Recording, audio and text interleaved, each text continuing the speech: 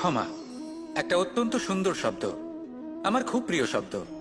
কিন্তু এই ক্ষমা কখন আর কিভাবে প্রয়োগ করতে হবে সেটা বোঝা প্রয়োজনীয়। এক, যদি আপনি কোনো অন্যায় করেন আর ক্ষমা না চান, ক্ষমা প্রার্থনা না করেন, ক্ষমা চাওয়া থেকে এড়িয়ে যান, তাহলে তাতে আপনারই ক্ষতি হবে। কিভাবে? ক্ষমা না চাইলে মনের মধ্যে অহংকার জাগ্রত হয়, আর অহংকার তো প্রকৃত অর্থে আমাদের ক্ষতিই করে। দুই, কেউ যদি অপরাধ করেন আপনার থেকে ক্ষমা না চান, তাহলে তাকে ক্ষমা করবেন না।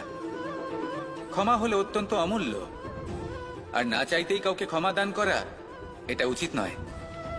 তিন, যদি কেউ আপনার সাথে অনুচিত কিছু করেন, অপরাধ করেন, আর আপনার থেকে ক্ষমা চান, তাহলে তাকে ক্ষমা করে দিন।